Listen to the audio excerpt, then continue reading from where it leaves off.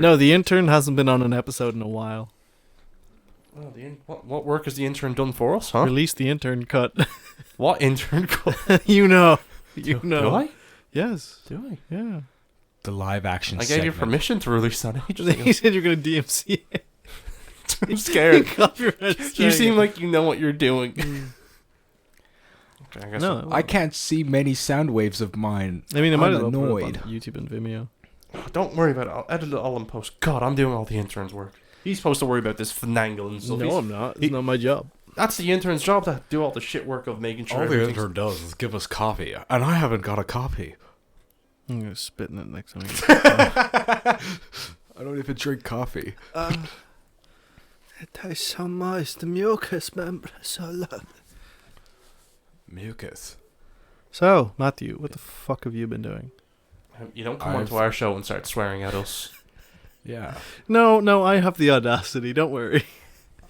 That's what we're recording on Audacity. I've been very busy on St. Patrick's Day. Oh, fuck. Selling key rings. And... To them Americans, man. Did I go, my hey, man, I'm Irish, too. Great, We're technically brothers, you and I. Grandpappy's Irish. I'm from Mississippi. Do you know the O'Reillys from Dublin? Did you see the new season of Philadelphia? Always Sunny? They weren't even in Philly. It's a facade. Wait, what? Next year you're going to tell me that they weren't actually in Dublin either. Are you going to tell me that show doesn't star Dennis Reynolds, Charlie Kelly, and Ronald McDonald? No, it stars Charlie Day. What kind of day is named Charlie? So you hear that train wreck outside? Because so do I. But yeah, it's been almost a month since we released an episode, but busy. Matthew just does his own thing. Speaking of own, welcome back. The intern has returned. Yeah. Unfortunately, due to unpopular demand. I was also in London. The place doesn't exist. I did go to London. London doesn't exist. England doesn't exist. Oh, yeah? Tell that to the people who did things to my ancestors. Oh, yeah, what did they do? I do remember on the episode of Josh, you were talking about how they lived in a house and it was fucking bombed. Oh yeah, that's Germans. That's not Second World War then. Yeah. Yeah, that's Germans. That's not the English. That doesn't matter. So what's the difference? But yeah. So tell us what you've been up to then. Fascist scum. People only listen to the show to listen to you. So what have you been up to? Only me. Yeah, the amount of people in messages going, Matthew's so goddamn entertaining. I'm like, okay, I guess. No pressure, but pressure. Oh God, this is like, you know the pressure YouTube channels. Under pressure. You know where they like, let's see these Orbeez get squashed in this like compressor thingy, and then it happens, and you're like, yeah, that's what happened. The end of my video is now. I somehow stretched this to 10 minutes. You're supposed to keep talking and not keep the illusion that I was adjusting his mic. No, because I heard your Cian chair. was adjusting Matthew's mic. And I heard your chair. No, you didn't. When did Mike get here? And every time you try to cut this out, I will try to swiftly ease this into the next conversation so you can't cut it out. And if you try to cut that conversation out, I'll just make this one long conversation where you can never, ever cut this out. I just want you to know that you're hitting perfectly at 0, but not going above it. I'm impressed. Whoa. But how was London? What did you do? London, we went to Soho, Big Ben, the Eye. How were the hoes? They were okay. And also, out of respect for those hoes, you are not allowed to say it. I'm not affiliated with INTERN OWN. He kind of just strolled into here, and now he thinks he owns it. You're already bringing controversy into this. We put a mic in front of his mouth. I'm an agent of chaos. That's all I am. He's the only one wearing headphones. I can't believe you're a fascist it's right now. It's because I have sensory problems. Let me just turn that gain up. Let's see what happens. No. But yeah, I look at your toes exclusively. I have an ear infection. You are an ear infection. See this? See how he's messing up this dynamic duo thing here? The ear infection dynamic. Yeah, let's just call it that for now on. Yeah, or rebrand ear infection dynamic. Yeah. Bye Brainsponge. Hello. Phew, I actually forgot what the fuck we just said. I can throw that lawsuit out the window. But yeah, so London was fine then. Yeah, London was good. It was London. I wouldn't know. I've never been. Oh, right. I've been there before. No. Been to Spain plenty of times, but I've never actually been to Great Shit. Britain. The Big It's just an Apple. overcrowded city with a bunch of Exactly why I didn't my want least to favorite go. accents. That's a one thing. Once I was in London, I'm gonna call it London for this entire thing. There was a stabbing, Of course. and Yeah, what also else is new? and also they were like, "Hey, dude, want some weed?" And then I'm like, "Nah, dude, I'm cool." I also was thinking I should play this off like an American. I could like, dude, I can buy that back home, but I didn't play it off like that. Your I was just real like, Irish accent came out. I was like, no, thank you. And then they were like, couldn't get him on the weed. Crack? I'm like, that's a Oh, jump. we have loads of that over here. I was like, Oh, that's a I'm sure jump. the roads are filled with Yeah, them. filled They with had the to crack. fill them up. Yeah, I was The like, crack was 90, lads. yeah. I have that at home. This I didn't fucking say- Viper from Hardy Books. Selling drugs. But yeah, and they were trying to give me cocaine, and I was like, no. If I say no to weed, how the fuck So am I Matthew going to walks jump? into a bar and everyone offers some drugs. Yeah, and it was actually just on the street, but It's even worse. yeah, and then they were like, oh man, couldn't get him on that. First one's on the house, and I'm like, no. I would have loved if they were like just cops. So that would have been the best. They're cops that are really trying to get like. They're I not meeting remember- their quotas. Yeah, I they're remember just when like- I went to Gorillas, and it was in Malahide Park, and the entire place just smelled like ganja, and we were just sitting there minding our own business. Only one's not smoking weed, and this suspicious older woman comes over. Hello, are you selling marijuana? I'm like, what? Are you selling? No. No, sir, I don't want to marry you. Yeah, literally, I was like, Mary. Yeah, I think Mary she's just over wanna there. Over here. But then, Vision. Then I remember though that there was Wanda. people when the concert started, and they gave us Californian weed. And Never then you mind. sold it to the cop. Yeah, again. Then There you go, I, there then you I, go. I put them. I put them under citizen's arrest for buying illegally. But no, I mean, we haven't been up to much either. No, we haven't been in pre-production for a short film that Not for nearly 7 weeks. we're not funding or anything, and haven't. Actually, we're funding it ourselves. No, I wasn't being ironic. All don't right, worry. guys, come on. We know you have a It TikTok wasn't- where you Fortnite dance. Yeah, no, we actually we've yet to send out the notices to the actors, but we've kind of, with confidence, we've cast the roles. As of today. today, Notice yeah. them to say they're fired. But no, we have people up on the board. They're cast. Don't say their names. H3 production. Oh, that's the worst thing you could have done. God. But yeah, no, it kind of just started because I went to him like, I want to make something, and then my ambition grew from there because I realized Galway Film Free, and I'm like, you have no choice. We're stuck in this now. Then I rolled my eyes and just let it happen. You want to talk about it? No. But yeah, that was fucked up. That's not funny. I thought it was kind of funny. Yeah, but I can't wait to find out. Whatever. Okay, this is getting cut. Hot. That's getting cut as well. I'm not even joking. He said my jokes were bad, and now he's saying shit like that. All right, guys, a moment of silence for Jesus. Ha, jokes. That was just a cut out shit. Oh God, this is. We gave him one job to come with a topic, and now he's already making me do so much work, and we're not even 11 minutes into the so recording. who's seen Batman? Ba-na-na-na-na. This is the X-Men theme. Yeah, I watched it. Podcast saves. There we go. That's the topic. Yeah. Batman and X-Men together, one universe. No, but the movie was good. The movie was really good. It was fucking rad.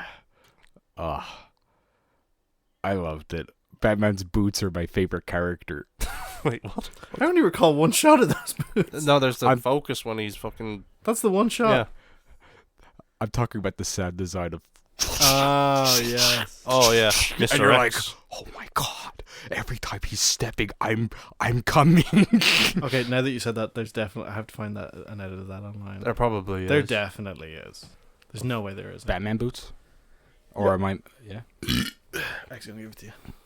Batman. Oh, X-Men going to give it to you. And there's the connection there. No, there's... I'm trying to think. Was there even an actor in the Batman movie that's connected to X-Men? There's nothing. Zoe Kravitz, she was an X-Men First Class. There you go! Oh, she... What's her She color? was the one with the wings. Wings, the yes. I don't remember her name. Did she spit acid? Yes. I feel like her flying with wings, she had to have acid or something. I think she did. Yeah. It's either that or she spat fireballs. And then Pitbull's Fireball song, like Fireball. I've never seen First Class. You've never seen First Class? It's good. Uh-huh. It's really good. It's one of the better X-Men movies. You That's have not to be saying a privileged lot to though. watch it, though. You have to fly first class to watch it. Yeah. No economy in this bullshit. I have 2 follow-up stories, actually. Look at this, Matthew. Bam! I also have a story about that, but go ahead. And we're not going to reveal what it is. We're not going to explain to the audience what that is. You should be following the Brainsponge lore. Keen is going to upload a photo of it, so Yeah, everyone can see. But yeah, no, I finally got my passport. And his PPS number Yep. and his... and his banking Well, actually, details. technically, that would just do that, but... One. But no, I finally got my passport. And also, yesterday I watched a 3-hour overview of Attack on Titan, and what the fuck?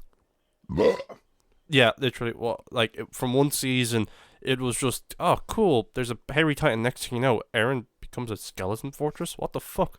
Oh, yeah, I actually... Oh, yeah, because our last episode was about me hating on that shit. Yeah, it's garbage. And it's I was just thinking, absolute shit. I was just thinking, I should probably, catch up on the lore in 3 hours or less, and I did that, and what the fuck? And the thing is, Eren became Thanos. He knew what he had to do, because he's seen into the future. It's like, there's only one possibility, and I'm the only one who can do it. But the big problem was, at the end of it, it was like, he was a good guy. I was like, Yeah, no, yeah, he killed some Yeah, people. he was like, what are you talking about? because the whole point was, he's like, I want freedom, but I have to do the most evil, heinous shit to get it. He's Thanos. He literally became Thanos. And then the funniest scene when he was like, Mikasa, I've always hated you. Like, what the fuck? Also, the new design of the 3D maneuver gear is dog shit.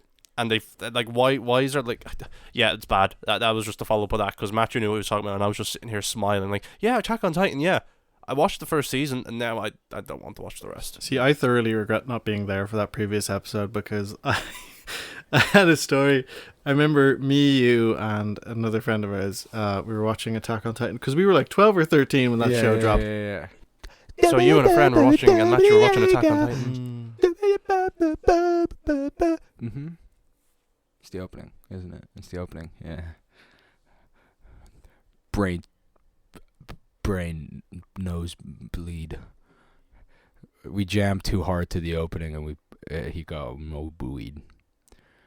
Because the first opening kind of slaps. The second German. opening, yeah. I know that the last one's metal, which is cool, but who cares? I know. I really couldn't care. I know a lot of people were excited. I kept hearing people like, "Cause I'm so excited for or not the new season, but the second half of the latest season." I was like, Is it just call it a new season. Is it just one of those things where people have been because the second season took 6 years to come out after the first, and people just forced themselves to like it, and now it's just because they swapped animators to from I can't remember what it was, to Mappa, and yeah, I just yeah I don't know. I remember I liked the second season a little bit, but it focused way too much on humans. And I was like, all right, I'll just wait for the third season for more human. It turned into Resident Evil. Like, they explained what the Titans were. Like, the Titans are literally just weapons. Like, we made a disease and we put it into the bloodstream and people became Titans. I listened to the previous episode. No, but this is my new facts that I've learned. And then there was this big twist that everyone was drinking booze, and how does booze get into your system? Oh yeah, by your blood. Oh, we also put the Titan serum in it, so everyone's...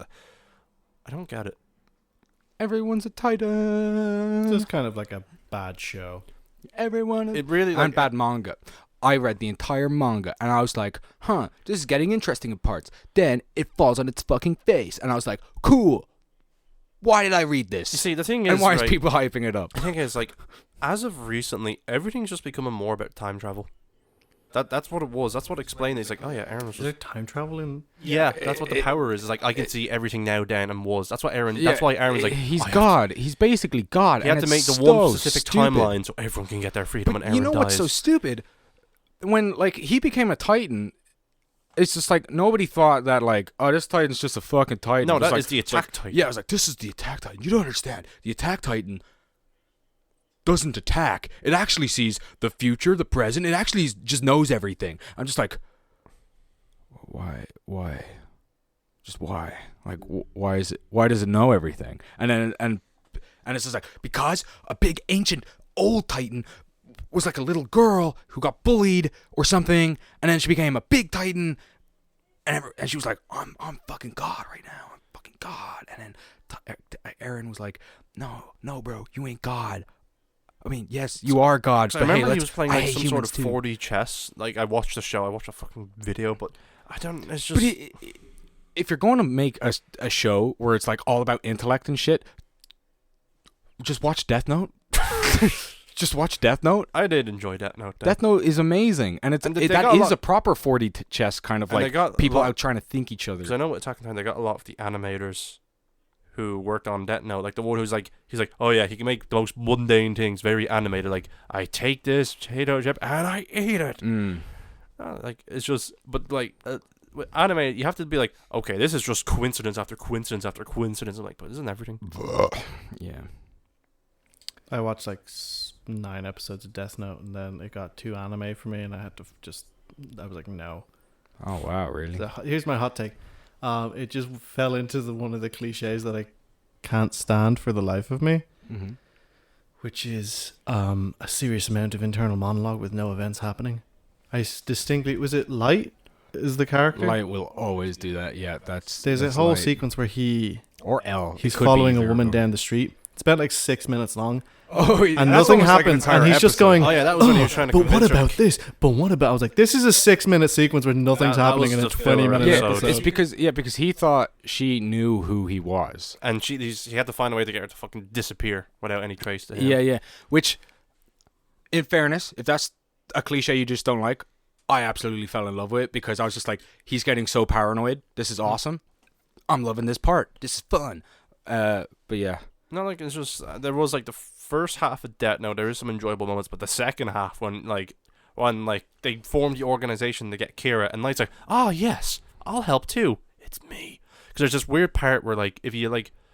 What is it? Fucking forego the Death Note, you lose all the memories of it. Yeah. And he has this plan of, like, I'm going to lose all the memories so they don't think it's me, but I'm also going to get it back, and the plan's going to work. I can't remember how it works. Yeah, the Netflix movie is the best one, yeah. Yeah, that was... You know what? William Dafoe. Yeah, Willem Dafoe is... I would love to see him do that role again. Well, they announced never that they gonna are working on a second one. Oh, More that's even faithful. better. A sequel or like a second one? Like just another one that's like... Is this like... Oh, actually, what would be really funny if it was like the Suicide Squad to the Suicide Squad? It's like, yes, those events did happen. It's the same universe, but totally Now, my question is, will Lakeith Stanfield do the funny run again? And will he have the Blade Runner pistol again? He's going to try... He's actually going to go more out there, and he's actually going to try mimic the run from Devilman Crybaby, where they fully stretch out their bodies and just wave their arms back I and still have forth to real watch quick. that. Is that any good? That is a spectacular anime. Also, one of the animes that made my jaw drop, and I was like, I feel sad. Like, really sad. So sad that I really just cannot explain. Because, like, with me, I want to get into... It's a great description of that show. Yeah, so I can't... The audio format, it's so good, I can't explain. With me, I don't... Like, I want to immerse myself into as much horror as possible, but it's been so hard to find, like, a decent horror anime. Like, there was one I watched that wasn't really horror, but was more thriller-based, which was Erased, which I really enjoyed. Oh, yeah. I mean, Devilman Crybaby... Well, yes, there's horror in it. It's gore horror. It's more slasher type shit, but like... What was it? Sorry, what was that zombie one in the high school? High School of the Dead. What's that? I know that's the one with all the boobies. You can't pull the wool so- over my eyes. Oh, it's so absurd. Dude, one of the best clips, I'm going to put the... Well, they don't say this, but like they put a seatbelt on, like they pull it off, like they pull it out and then release it, and it like perfectly goes in place between boobs, and they go. I'm kind of motioning this, but I'm pretty sure that's the scene where, like, they shoot the sniper bullet and it goes under one. That's another thing. Yeah, that's another thing. Where boobs dodge a bullet, and I'm like, she leans back, one boob goes up, the other one goes down, and the bullet goes between them. Yeah, but between them, right? Once it's in the middle, they flop the other way, and now you're thinking, wait a minute, better lose the titty. Those boobs just outpaced the bullet. That's pretty cool. So because she did so much training with a sword. Yeah, her also, katana. What's that sword called? Katana. No, but she has like the practice keto sword or something like that, isn't it? Because she doesn't have the actual sword. She doesn't actually, because she doesn't want to kill people. Yeah, which the way they draw that, it just looks like a dildo. It looks like a it's purple as well. It doesn't help it. But like it just looks like a giant purple dildo on a stick. But the blade's actually in her own head. She calls it Katorna, and she talks like Master Chief in her head. That's the joke. Because Erase was a time travel thing, but it did it well. But the ending sucked. The ending was the worst thing about it. Like most things, it just kind of ends. Yeah, it literally ends with him going, "I'm a manga creator now," and then it just ends. If you want a good manga that's time travel based, Steins Gate. I don't know. Like, I'm kind of just. I've heard very polarizing things about that. It's very good. Like, just. I mean, it's mainly at first it's comedy, but then it kind of gets serious, and then it's like. Ooh, you see, now that there's so many like different rules for time travel, like, you go back and you affect the past, but now you go back and you don't affect. It's just, I don't know. I do enjoy like the Avengers interpretation of time travel because it just kind of makes sense. It's like no matter what you do, if you kill yourself, well then that version of you's dead, but you still live. Yeah, because how else would the time travel happen? Yeah, like it just doesn't. Like Back to the Future. If you think about it hard enough, the Back to the Future. If I go back and suck my own dick, is it gay? Is it? Captain America would say that's the worst version of masturbation I've ever heard of. But is it? I'm doing it to myself. Again, as I said, masturbation. So there you go. Case closed. Keen, did you go back in time and suck your own dick? That's a story for another day. But I don't know. Like, okay. I don't know what I'm really trying to engross myself in. I don't know. Like, Batman was cool. It was. Oh right. No, the in close to the mic jokes don't work because we're not headphoned up. Cussy. Yeah. I know, but my mic don't work. I don't hear nothing. I'm like cussy, and all I'm hearing is my own voice. Because you're plugged in. Yeah, I'm plugged in, baby. If you're plugged. Oh yeah, because I forgot I can turn up your headphone thing. You didn't for the audience, I'm plugged into a I didn't even know it was system, on. so in my headphones I can hear me. What? Nobody else can hear me. So I still can't hear nothing. Can you hear me now? No. Well, you should be able to because I have your headphones turned up that you haven't plugged in. Hey bro. Okay, can you hear me? Hey bro. Can you hear me? No. Okay, well then I guess that's just a you problem. When's the Uzumaki show dropping? October. I fucking knew you'd be tracking it. Oh, yeah, because it was supposed to come out in 2020. What? Yeah, I agree. But what else is, like, I don't know what else is, like, Doctor Strange is coming out. Honest to God, when it comes to horror, sometimes you don't even have to look, like, narratively. Like, one of my favorite things to look for with horror is just music. Like, Colin Stretson, who's done, like, Hereditary soundtrack, he's doing the Uzumaki music. He did the new Texas Chainsaw, which I unironically really like. I didn't like it. I don't fucking music care. or the show? No. Or the movie? Great. The soundtracks are really good. It's Colin Stretson. It's fantastic. The movie isn't good. You seen it? No. It's just slop. I know it's on Netflix. No, fucking watch it. Let him form his own fucking opinion about it. No. It's slop. Watch what you want. It tries to do things, but, I didn't pay attention to those. So I didn't care. I'm going to watch Hillbillies. I don't know. I would have watched that. I'd rather watch anything else. So I watched the Scream movies again. Which are really good. Really good. Even like, the new genuinely, Scream 4 I watched and I realized, holy shit, this guy was ahead of his time. Because Scream 4 came out in 2011, and now with all the stuff about becoming video famous, this now Scream 5. I don't know if you've seen it, so I won't talk too much about it. But like, it's very just tell me because I don't. Spoilers for the listeners. It's all about like like the originals are better than the reboots. Or the requels, as they call them. Really? Okay. Yeah, because there's a lot of callbacks. Like, it opens up with, like, have you ever seen that old movie Stab? And then it's like, oh, who was the person who survived? Like, Sydney. Oh, who did this? And then like the last question is like, oh, who was the Ghostface killer in Stab? It's like, fucking Billy Loomis. Billy Loomis. Like, wrong. It was Billy Loomis and Stu Prock, whatever his name was. And they're like, it was like, did you just make fun of yourself? Like calling yourself a really old movie that like one person was like, I watched that at sleepover once. But the people who did it, they did Ready or Not, and that was a fun movie, and they were treated with respect, and it felt like an actual Scream movie. I have yet to watch that. What has me worried, though, is that as soon as that got some success, Scream 6. Because, like, Scream 5 worked because it's making fun of, like, you know, Halloween 2018, fucking Texas Chainsaw 3D, like, all these requels, as they're calling it. I mean, like, that's always been the point of Scream. Yeah. But now it's like you're gonna become the parody of the parody you're parodying. Like it's just. I'd argue it already became that by Scream 2 or 3. Like I quote you, there was a line in Scream 5 where it's like, just give the fans what they want. Because there's a point when you're joking about like, haha, franchise within a franchise. You're like, you are a fucking franchise. Like, you know, like Scream 3, they're like, Stab 5. You're like, you're Scream fucking 3. Stop it. I want a Scream where like they have and became Scream 5. Because like in every like Scream one, they always do a dramatic reveal. I'm like, no, let them figure out who the Ghostface killer is, or have one that just gets away. But do they justify the title in any way? Because Scream 5 is just called Scream. Yeah, they make fun of it. They make fun of the idea of like, is that necessarily justified? It's going with it. Like, I wish it kind of ended with like Scream 5. Yeah, because like in the modern kind of wake of the revitalization of what's the sequel to Halloween 1978? Halloween 1978, Halloween 2. Well, technically in the new timeline, the requel timeline. Yeah, Halloween. This is the point I'm getting into. Why are you fucking overstepping my point? Yeah, that's what I was gonna say. Halloween. Now you have Texas Chainsaw Massacre, and it's like these are like the God knows what number in his franchise. Halloween. It's the fucking 10th movie. Right. Is 2018. The Texas Chainsaw. I think it's the 7th or 8th movie. We haven't got a Friday movie because legal shit. Don't talk to me about that, please. I know. That's the one I was amazed, but like you told me it was a whole legal debacle. Yeah, because they're like, no, I own the rights to adult Jason, but no, you own the rights to the franchise, but I can't use Friday the 13th. It's like that stupid. Yeah. Have you seen that copyright stuff with Spawn?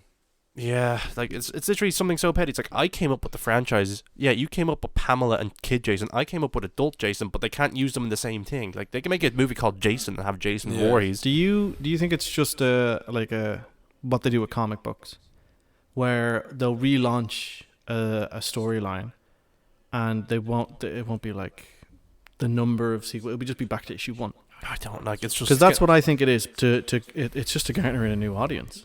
Yeah, that's the thing. So it's like Halloween 2018. It'd be intimidating if it was called Halloween 11. The thing about franchising is it falls into the trap of not being able to have a good name for the sequel, because it's Halloween Resurrections. Like, what? Who's being resurrected?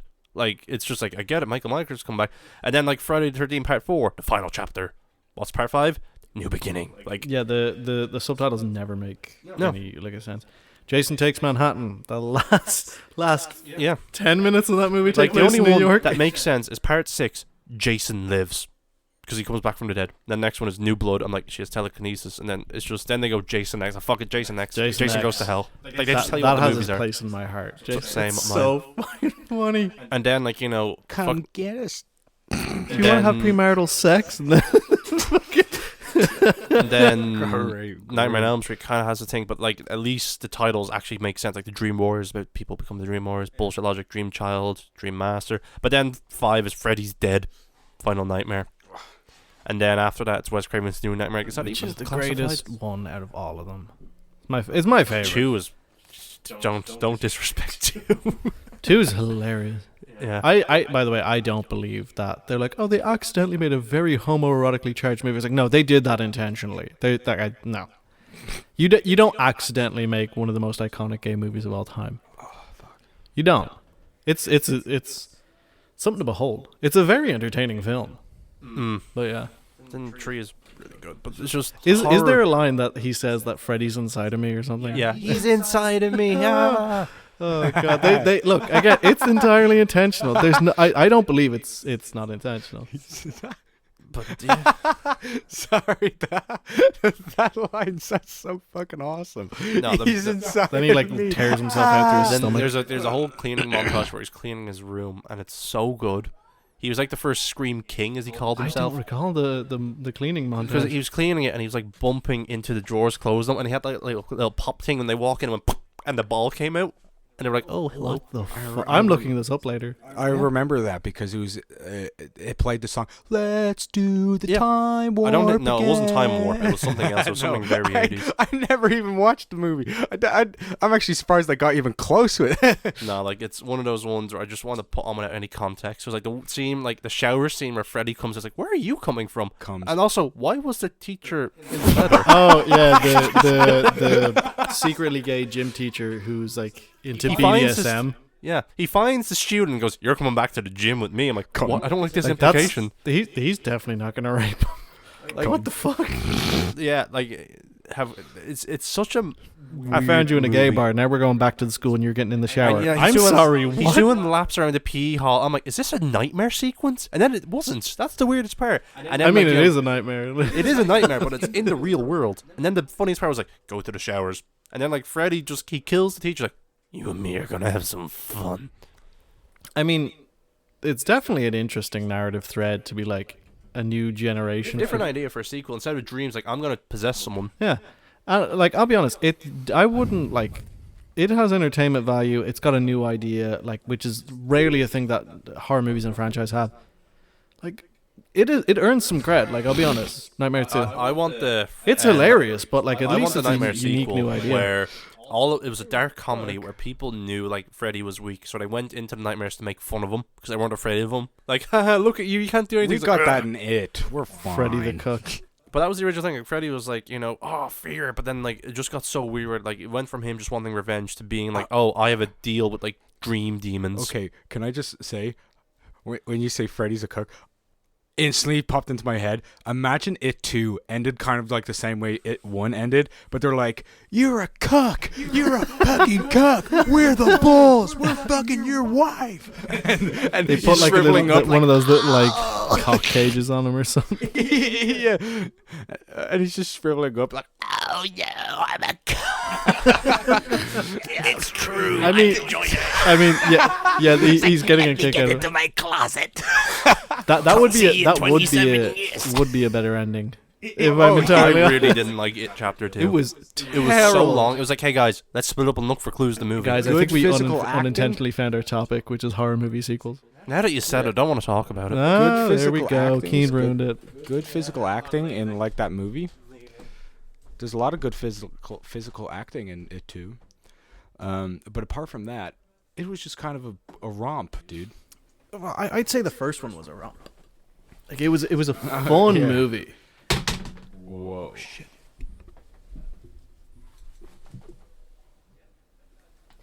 Let's never speak of this.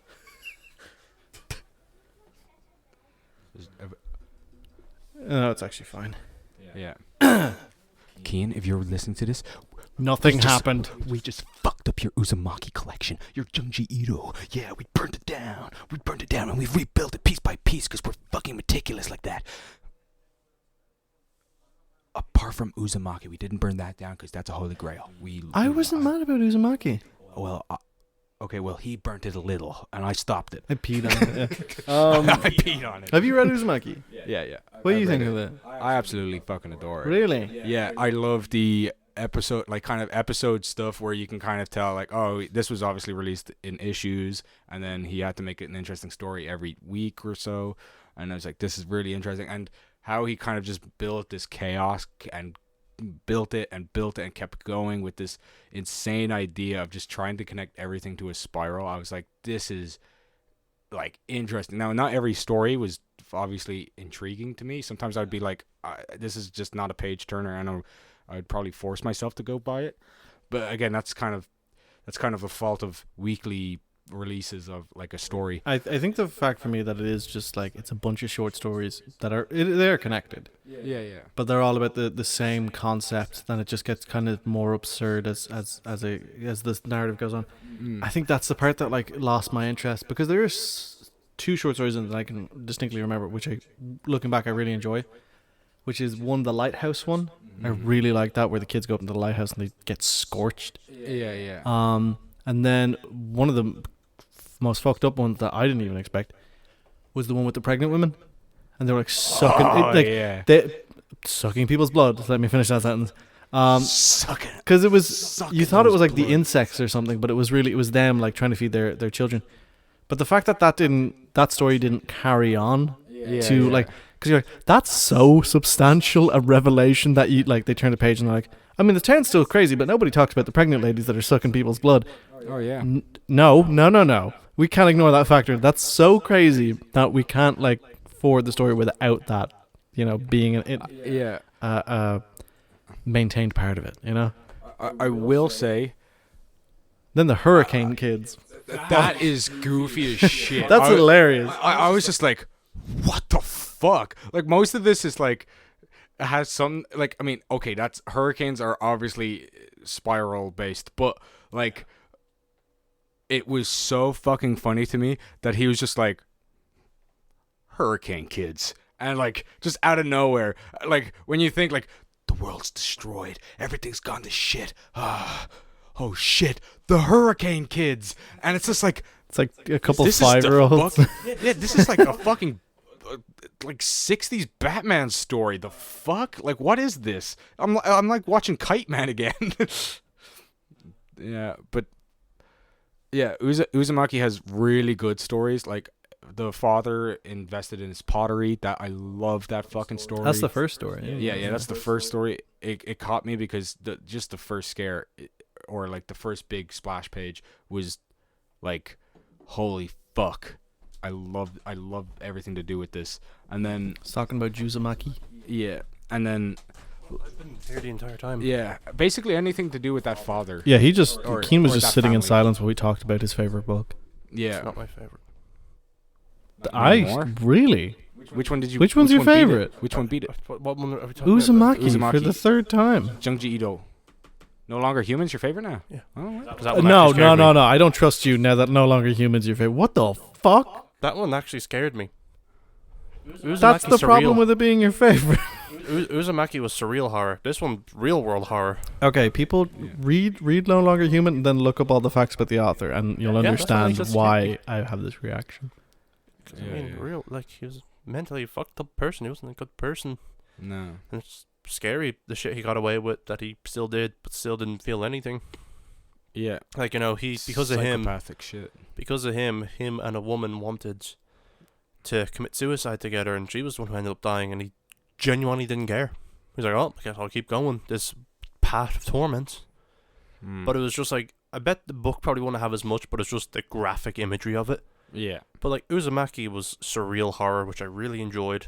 Like, you got that weird part with the guys with the tornadoes, but of course you get the famous hospital bit, and I love how it all came together in this weird, like, it's just... That's another story that absolutely just stuck with me. The snail.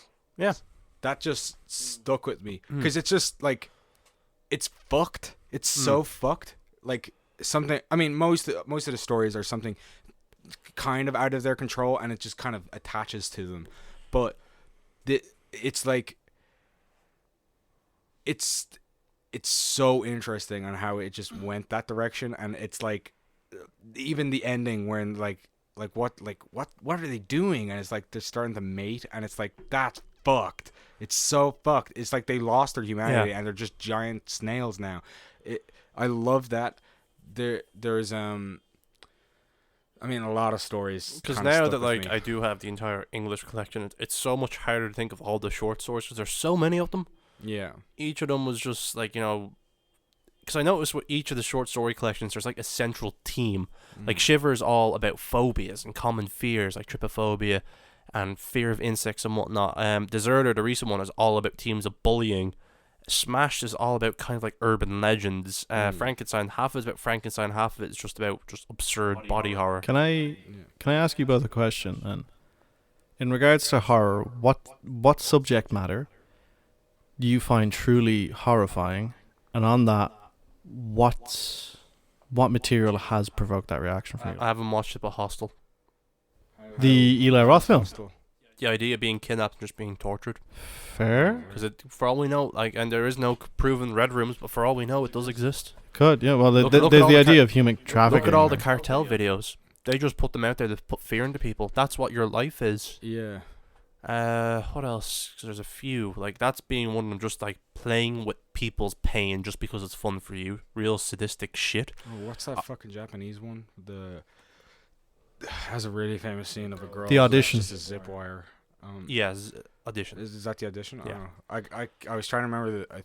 It's the reason why it's so famous is because, from what I've heard, I've never watched it, but that film takes a turn where you think it's just this, because the whole premise of the film is this man trying to find a new girlfriend, and he's going in with this fake premise of holding auditions for these women, Yeah. like it's going to be a job, but then it's revealed that this is just for finding a partner. And then the film, like 40 minutes in, takes this sadistic like left turn where it's like, oh no, she's fucked up and is torturing him. Yeah. Because just the idea of just like literally dissecting people for fun, just because like I know there's a fine line between like horror to like just really traumatizing the horror for an excitement. Yeah, I feel like, go on. Because like body horror is cool, but torture porn on the like version of realism. On that point, I think from what I've seen, I haven't seen all of them. I've only seen the first one, but I've seen clips from the second one, and they seem to take that idea and make it larger. So there's a sequence where you're like, yeah, it's getting a kick out of it, and then you're seeing torture porn. But then it gets to almost a point where it's literal torture porn in Hostel 2, where there's a woman lying on the ground with like a large axe type thing. And she's in the bath with blood. Yeah, and she's lying under a woman who she's continuously cutting with a scythe or an axe above her, and the blood is draining down onto her. Now, I can't remember if she's barely clothed or naked. She's naked. She's naked. But that's a literal torture porn. Like I said, with Saw, because she's getting a sexual thrill out of the whole that's idea the of thing, it. like, Yeah, that's another thing I was about to classify. Like, any type of like sexual horror or something is just not something you should toy with at all. Like, unless it's a story where like it's very fine line, but in horror you just shouldn't do that. That shouldn't be. Well, the aim of horror is to discomfort and like, displease, and at finding the same time, like if you're just traumatizing people just to relive trauma, that's not good horror, in my opinion. Yeah. Okay, well, then you're getting into the idea of like what and why should you express certain ideas in horror, Because like there's some people like me where I enjoy horror for fun. That's why I love all the stuff like ghosts, skeletons, what's in the ocean, stuff that I know that can't feasibly be real. But every day, how many people like do get assaulted? Like, that's not the stuff I enjoy. I know there is people out there, but it's just sometimes.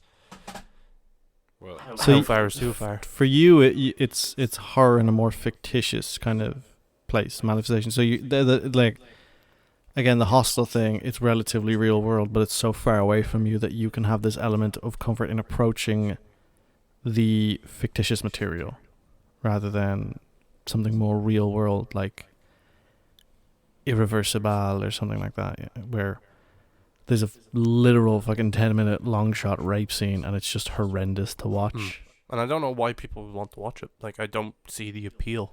Well, I think you have to see the material to understand, because if you out of context, you're moving a lot. Why people want to see it and why it's most likely a thing is a lot of people will, because they haven't experienced, they would most likely have morbid curiosity. Yeah. Sorry, I want to keep this question going that I asked to Cian there. So, about what I think. Yeah, like what certain subject matter provokes a reaction out of you in horror, or what material or themes do you find horrific, and then what work have you seen that's used that?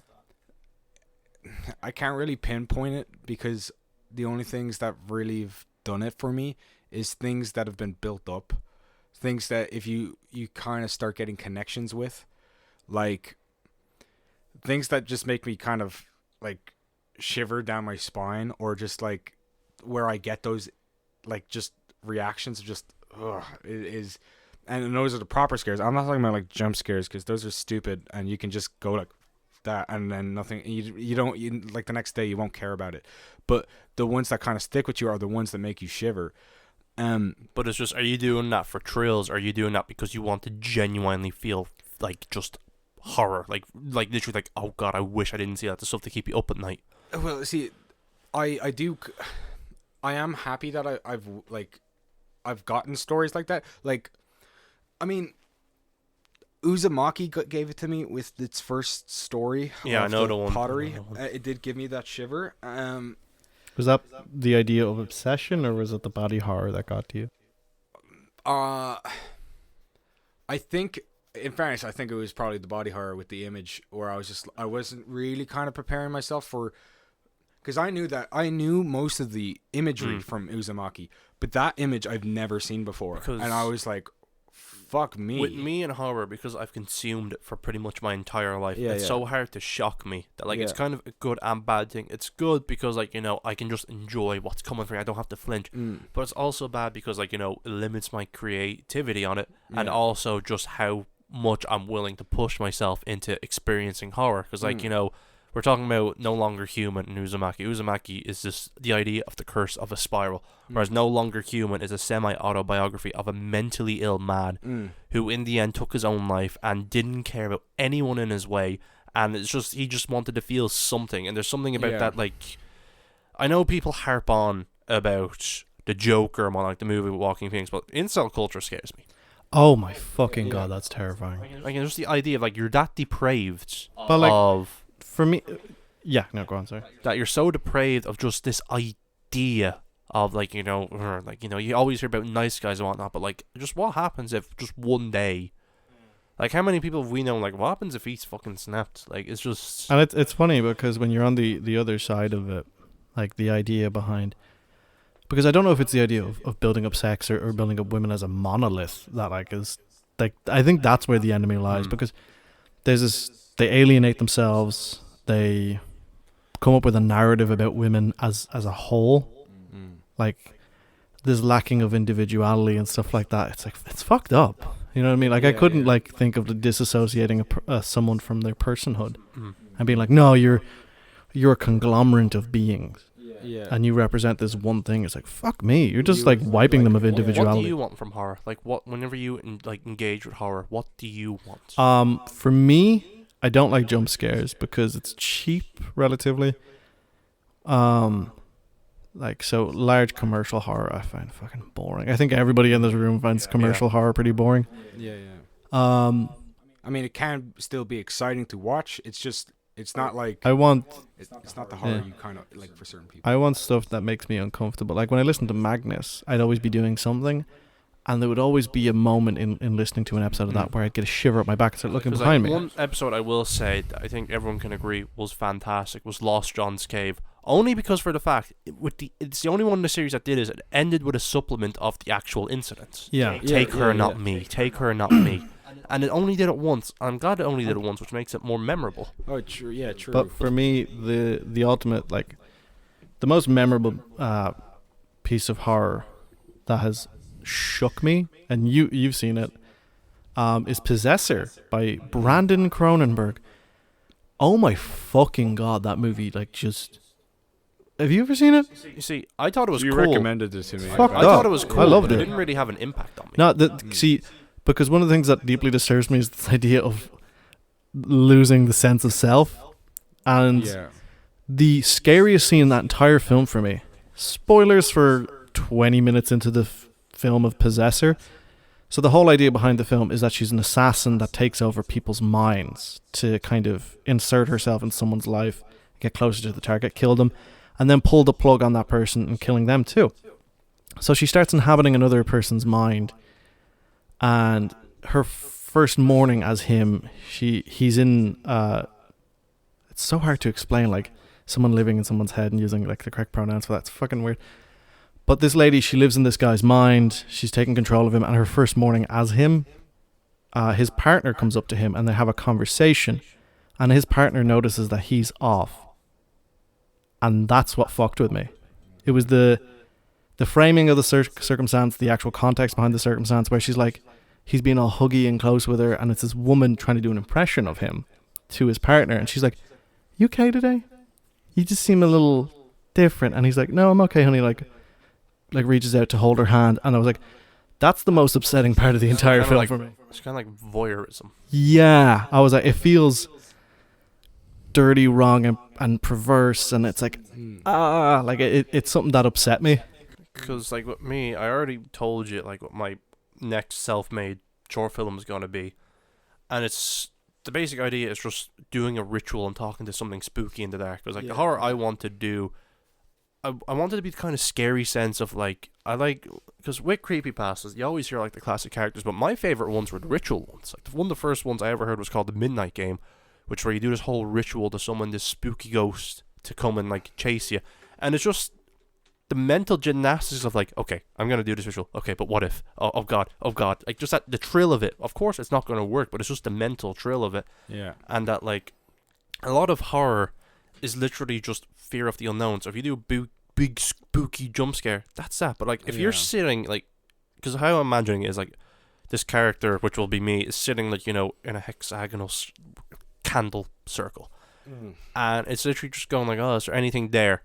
And all it is, even the Batman did this, where it's just a shot of the shadows, nothing. Yeah. But if you listen close enough, but there isn't anything there. Because that's one thing, like to bring it back to the Batman that we definitely talked about, was just the idea of fear. They really sold it of like look like in just an darkness. opening scene. Yeah, to really show. But I think an interesting thing to look at for reference to that would be definitely Matt Reeves' The Batman, and fucking Lee Winnell's The Invisible Man. Like the absence of something happening on screen used in regards to her. Yeah. Because like it's just the idea of like, oh, here's a silly little ritual, do it yourself. Again, it's a mental game. It's your like I heard that like I haven't done it because it's something I always forget. Like if you stare at yourself in a mirror for like 10 minutes, your mind starts playing games with you. Apparently, like it just starts distorting things or something might be off. Yeah, but it's just I do that a lot. Like it's just after getting out of a shower, anyways. Because like with me, like it's just the thrill of safety, but just paranoia. Like, hey guys, let's go to a graveyard at night and just like bring candles and just let's just say fuck God and see what happens. Like it's just that idea of like it's taboo because religion, but at the same time, it's like I'm getting a thrill out of this. Like with me, horror is all about because like. It's all about getting that thrill, that primal sense of, oh, fuck. But also being like, okay, I'm in a safe environment. But if I'm watching something that, like, just genuinely just makes me feel like this is just gratuitous, because I don't like gratuity. Like, that's the difference between horror and just... Schlock? Schlock, yeah. See, one of the things I'd love to investigate is, like, the philosophy behind horror. Yeah. Because I don't know about you guys, but for me, I can't define the line... Like, literally, I can't, like, write a paragraph or, like, a page about the difference between horror and schlock.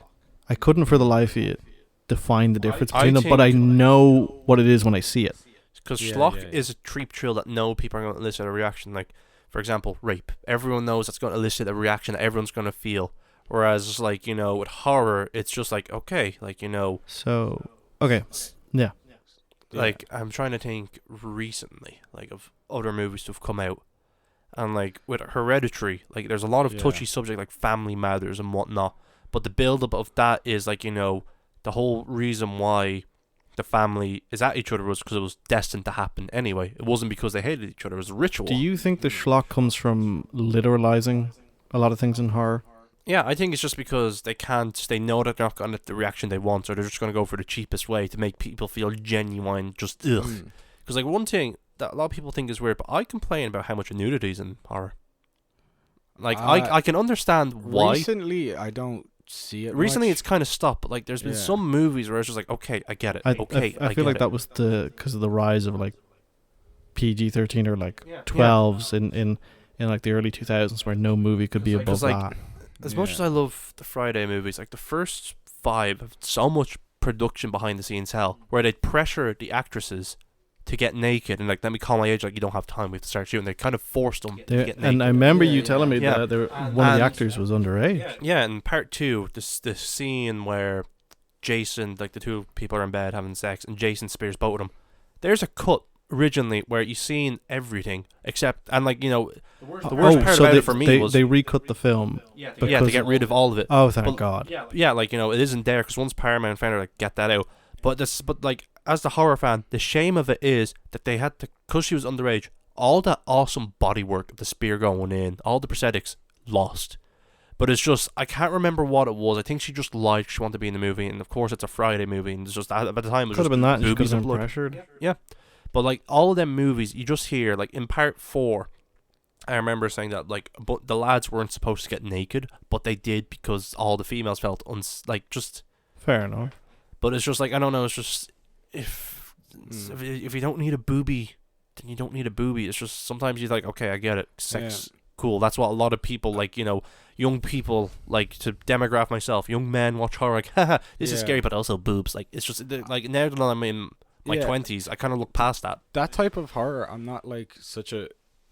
I mean, I'm obviously not like a huge fan of obvious nudity. Like, I mean, why I said it's kind of hard to define why I find like kind of fearful anyway. If I told you you're walking home by yourself and there's someone 20 foot behind you, would that scare you? I don't know. See, that's the thing. What actually scares me is sometimes more context can provide a lot more horror to it in a sense, because I have moments where I've got that shiver down my spine in multiple different types of media. Like in Devilman Crybaby, I got it, and I won't mention it because I really want you to see it. Okay. But I will mention another thing that also gave me a genuine spine tingle, which was related to losing that sense of self, was in an anime called Hunter x Hunter. Oh. And it's a long show, so. Shit.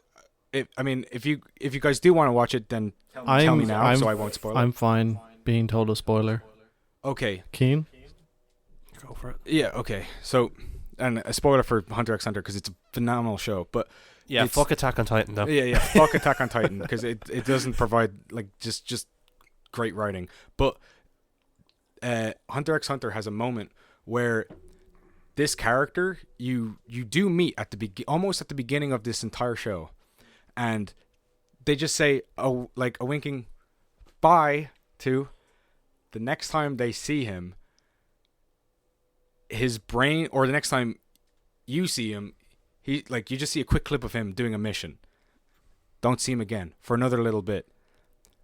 The next time you see him, this person is picking at his brain, revealing information, literally looking into his memory, and literally he's being twitching. A vessel. He's literally twitching, going and saying everything. This person is like tweaking at his brain, removing everything about him, but learning everything about him. And it's like, and there's those moments. There's moments of just sometimes build up to a shocking moment. It doesn't show anything, like in How I Got Scared.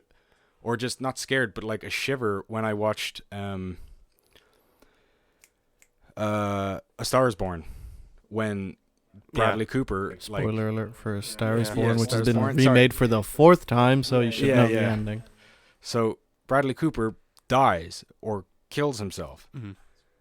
Yeah, and it's shocking to me because how it's built and how it's kind of shown, where they don't show anything, but it's obviously there. You can obviously see it. And it's just kind of heartbreaking.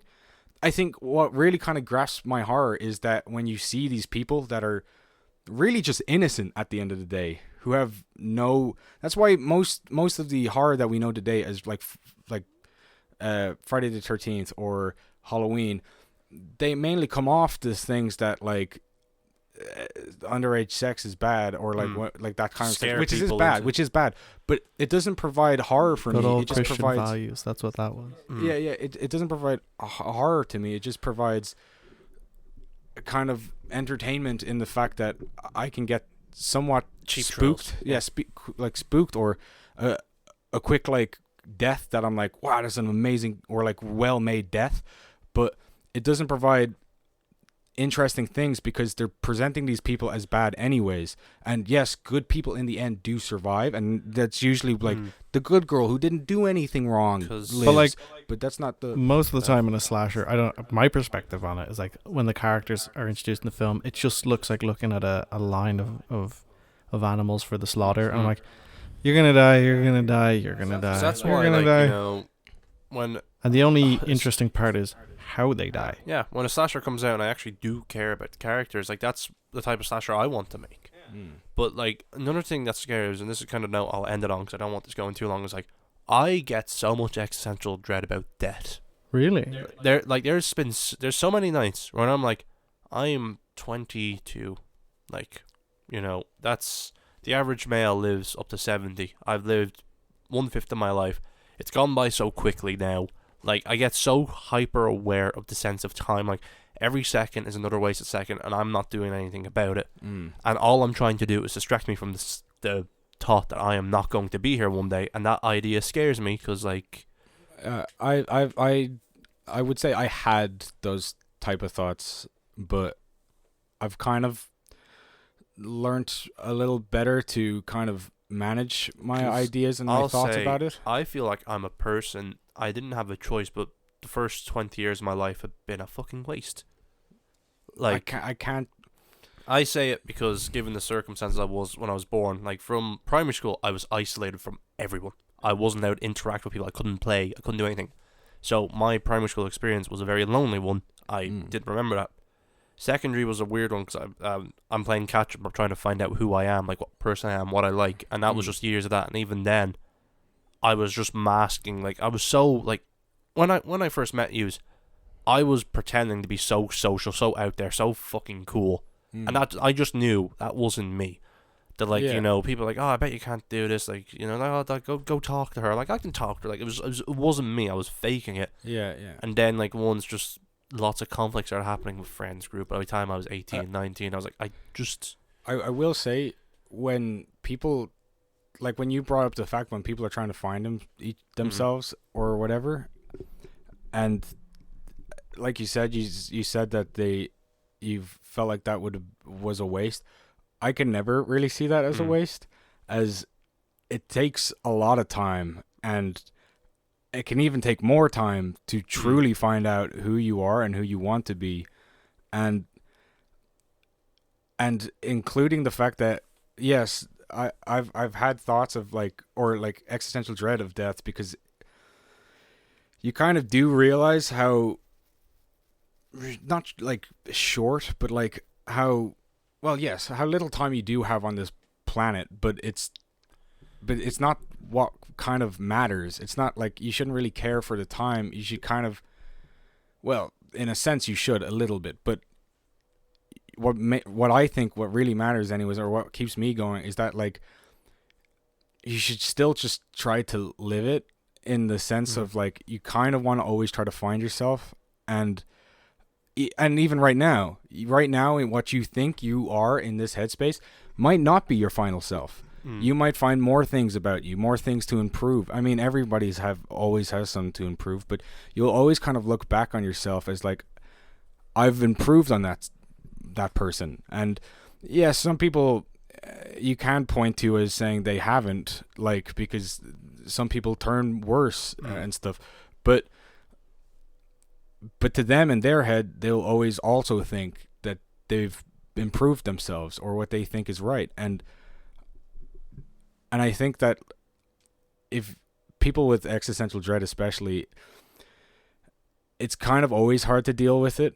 I mean, again, hadn't had it in a long time, and it only really comes about when I start reading up on what happens in this universe, and like but even now I've kind of read so much about it where you kind of have an acceptance moment where you're just like, yes, this is a point where you'll always kind of realize that yes, this is just going to happen, but at least I'm enjoying myself. Because like it's funny, because if I was told, oh, by the way, there's a meteor coming in 7 days, existence is gonna cease to exist in 7 days. I feel like in that 7 days I'd be able to be like, okay, 2 days of panic, but now I know where my final rest place is going to be. I think that's what scares me. Like, I don't know what could happen, but if I was told in 7 days big meteor's going to wipe out existence, I think I'd be able to find the place where I'm like, okay, that's it, this is it, I can't get out of this. But it's just the idea of like car crash, killed, like just sickness, just the idea that there's no control of that. But like I said, I was told, like, I think I'm one of the only people who would know, like, you die on this day, not going to tell you how, but on this day you die. It's just a time frame. Like, okay, I now have an expiration date, and that gives me so much more meaning, because right now heart is pumping, but like, for all you know, like, Yeah. it's just, that's the thing, the fear of the unknown, which is horror, isn't it? Yeah. Like, literally not knowing. It's It's an interesting idea to explore in the story. Fucking hell. Yeah.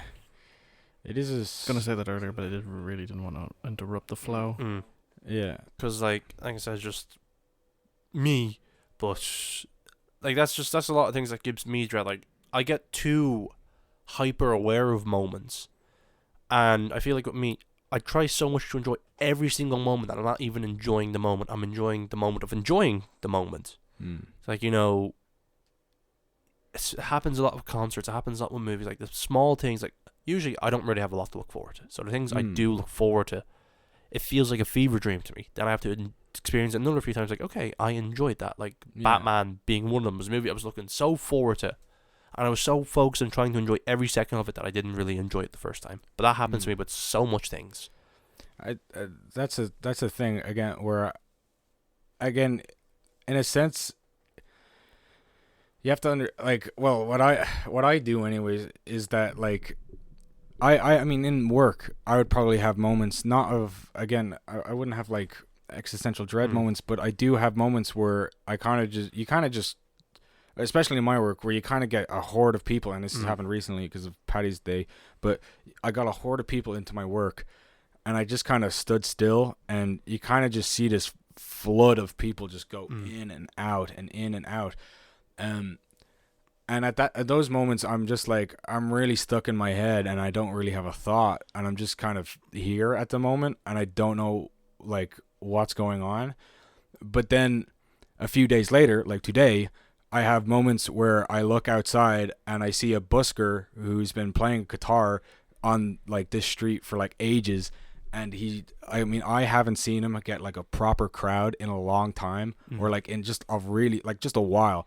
And then when I saw, and he's like a Spanish speaker, and he plays Spanish songs, and a lot of South American people like him, but he doesn't get like huge crowds. But recently he just got like a ginormous crowd of just nothing but Spanish speakers singing this song, and I'm just like, it's kind of, although I do get these moments of people just flooding in and out where I don't know their experiences, at least I can see some experiences, and I'm like, I feel a sense of like what you call it, Optimism. Yeah, optimism. I feel a sense of like, this is very cozy. This is a very cozy moment where this guy's got a crowd of like Spanish people who, and then I start thinking about their lives where it's just like they're in Ireland right now. They're nowhere near. They're like, there's a word for it when you realize that you're not the only person who exists. I can't remember what it is, but it's one of those words but like genuinely, like, because I forget, like,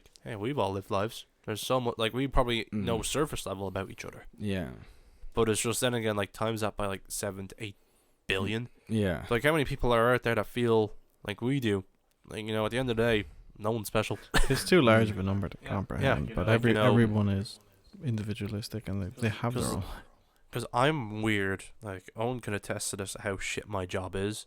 I used to work it for a month. And I hated and the it. thing is, like, I'm fine with knowing that, like, hey, for like 5 to 6 hours you're doing this, because I know in 6 hours it's going to end, and I'm like, okay, this is my task. I don't have to think about anything outside of this.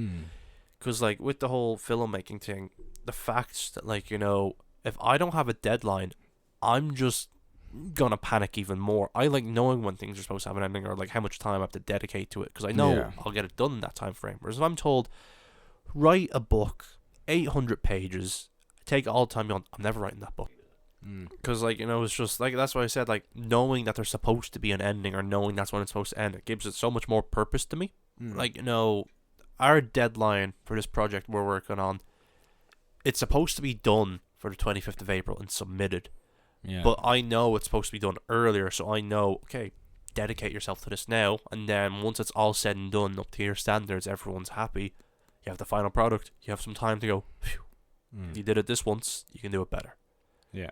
Because, like, with this podcast even, like, listening to the first episode compared to now, listening to how far away the mics were like this, there was no acoustics, the levels were constantly, you know, going too quiet like this or too high like this, but now when I start recording, I know where to put the dials on the audio interface. I know where to put the mics in front of us. I know to close the curtains, put the blanket up on the wardrobe to get rid of that, so it sounds professional. Yeah. Like that's just learned through process, and that's what I feel like I do best. So like once I actually apply, because with college, when you're trying to be, college is different because it's people telling you how to be doing things. Whereas I find with me, if I want to learn something, and that's kind of what I want to do with all my own projects by myself. Like if something made by me, myself, and I want to go like with Knock Knock. That was just lighting.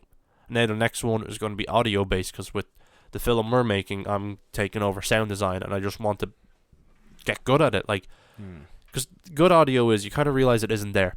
You're like, oh, that sounds normal, but like just if you notice like roadrunner noises, you're gonna notice roadrunner noises. But if you notice a gentle breeze in the back, it's like, okay, I know what that location is like. It's a whole lot of little things building to something. Yeah. I've actually experienced a really good.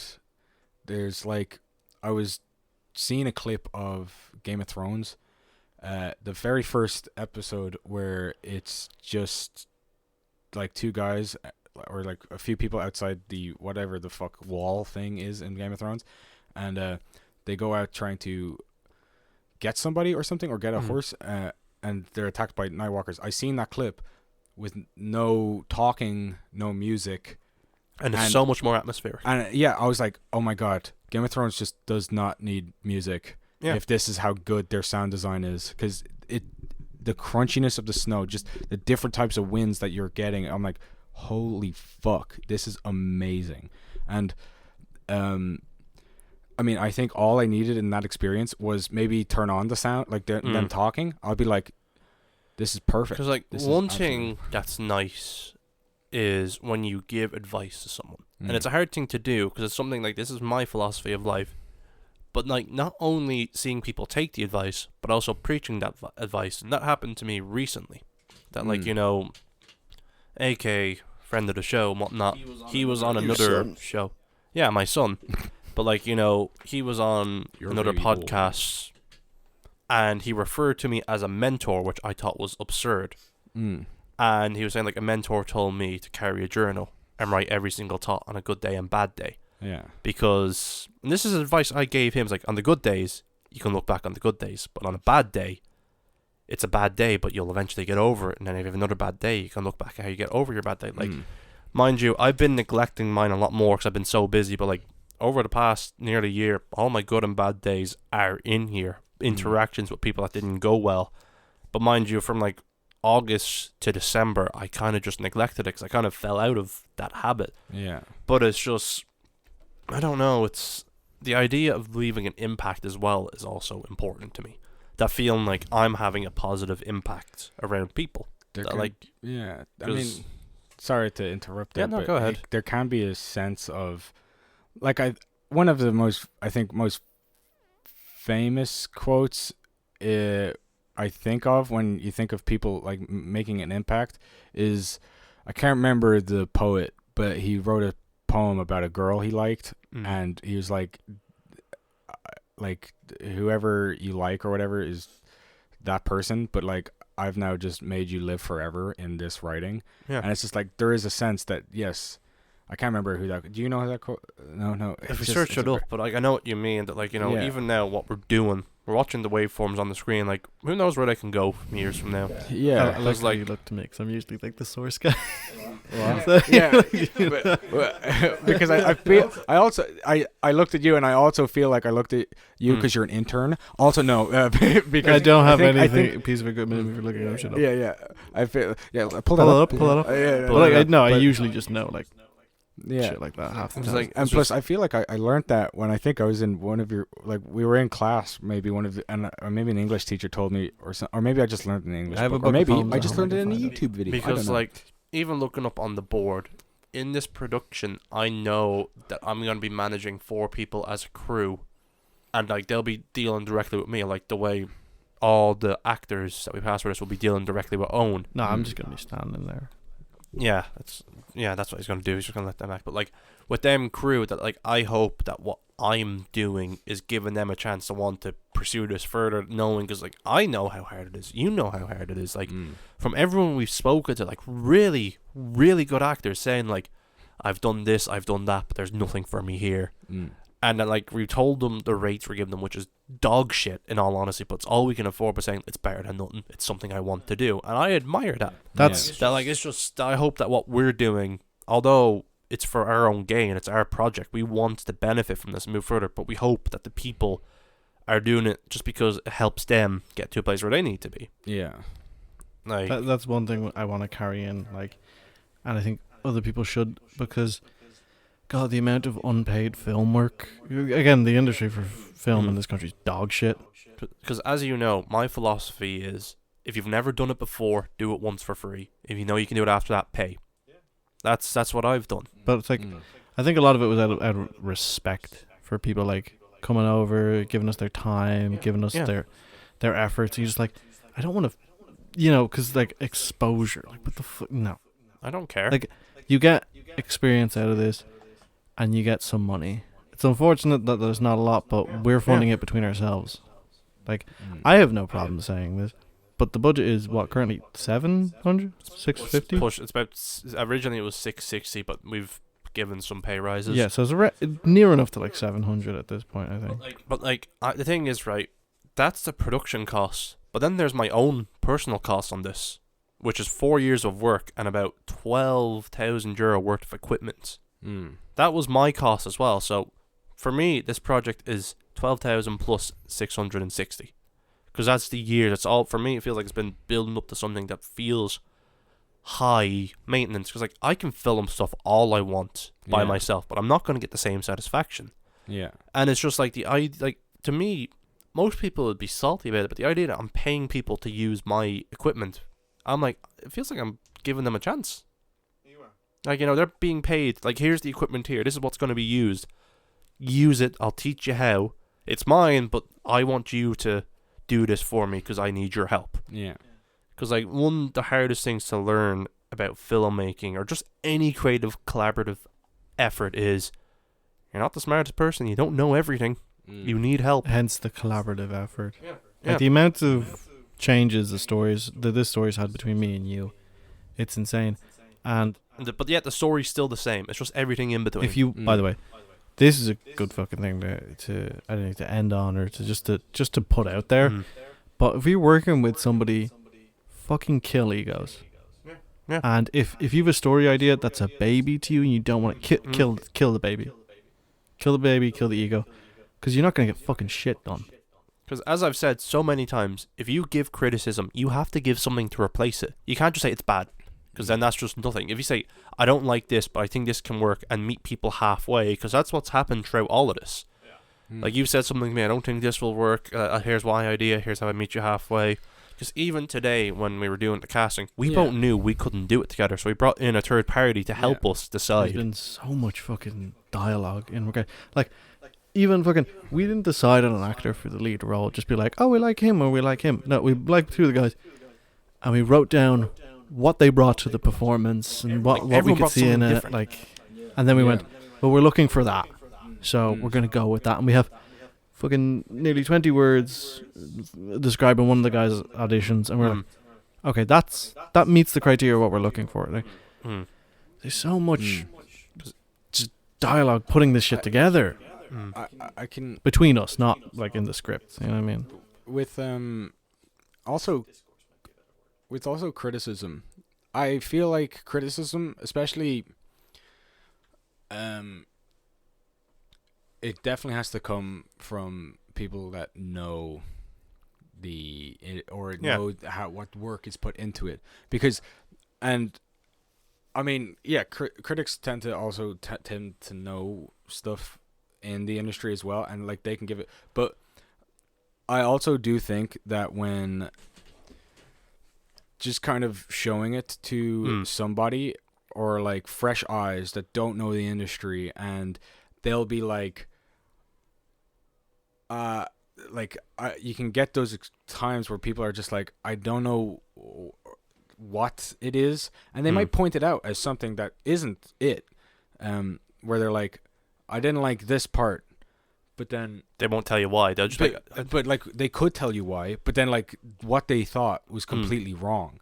It's like that what you call it? Whoa, there's a really famous case of that. Yeah, but on that, there's a point.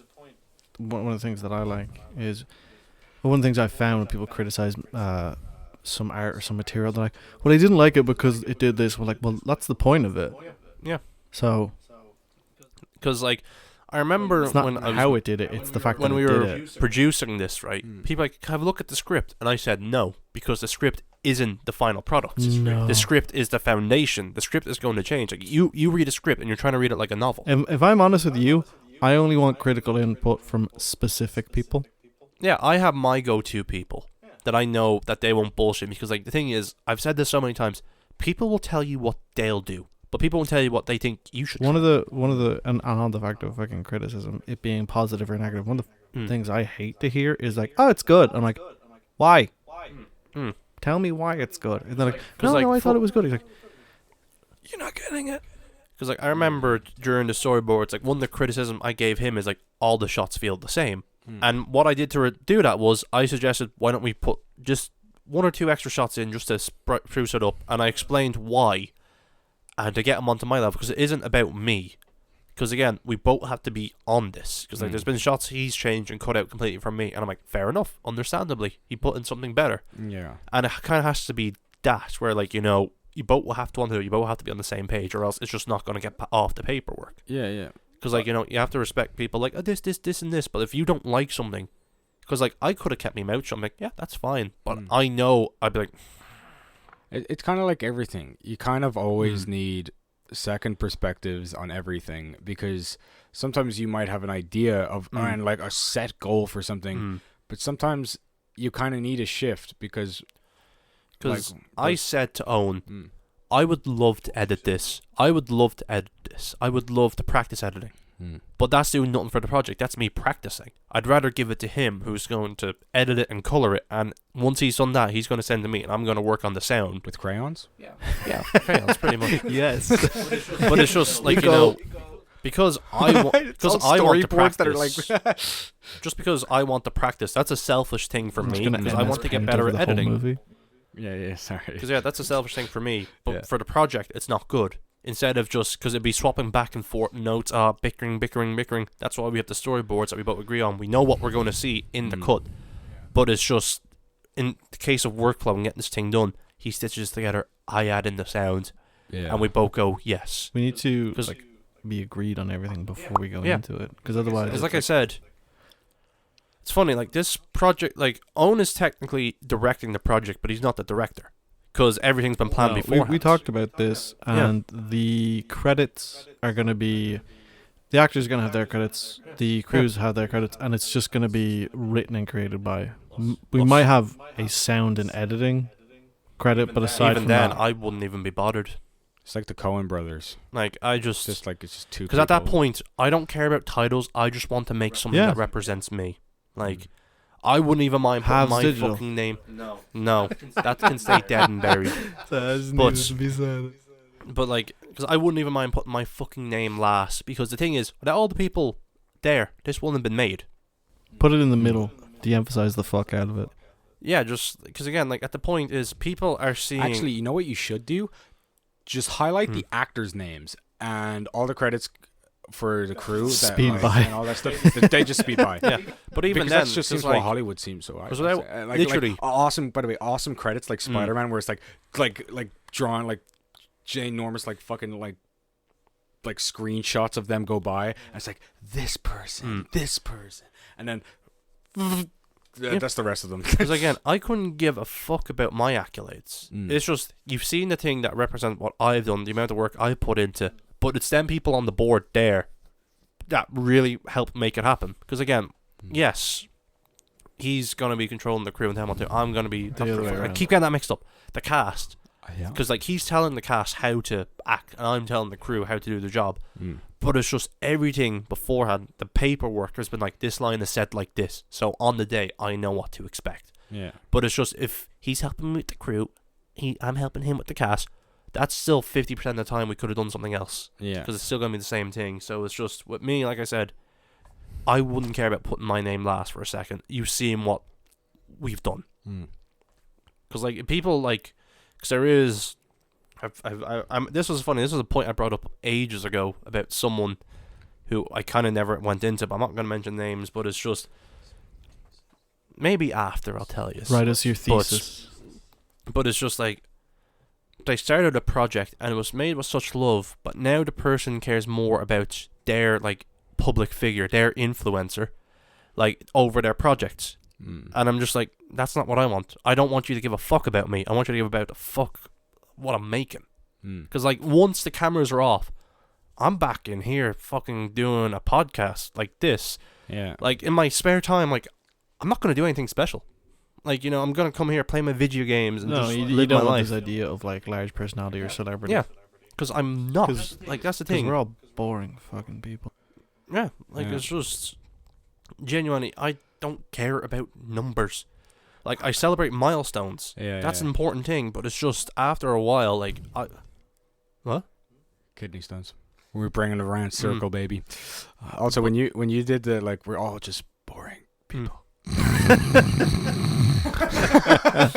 But it's just, like, I don't know. It's just, it's good to humble yourself. Because, like, hypothetically speaking, like, if this doesn't go where we want it to, like, it doesn't go Galway, like, okay, mightn't go Galway. But another film place might select it, which is another film. Yeah. But all at the same time, it could go Galway, get really good reception. It's like, okay, what after that then?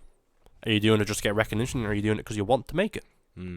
Because, like... Well, not recognition, but, like... Yeah. It's to... People enjoying your time and effort. For me, it's to make a story that I present, that I want to present, and then possibly network. You know? Even though I'm terrified of people. Because, like with me... Yeah, Disney. Did you make the... 500? Run away. Yeah, I'm just... Because, yeah, no, I don't know, it's not that I want recognition, I just want people to realize, like, I do want to be one of the people, like, are you cool if I put my name on the movie then? Can I Stan Lee you? I'll just invoice you my... Can you be my Jack Kirby? I'll invoice you my rates over the last 4 years, and then you can put your name on the credits. You can put my name first, Monk's production. No. If that's how you want to be. But this film will be made by Stan Lee. Yeah, Stan Lee's making this. Well, like, you know, it's just, at the end of the day, I want to leave an impact. And at the very bottom right corner, check me. We're just a little bunch of curb heads over here. Sorry. Pigs. Do you like that? You little slut. Yeah.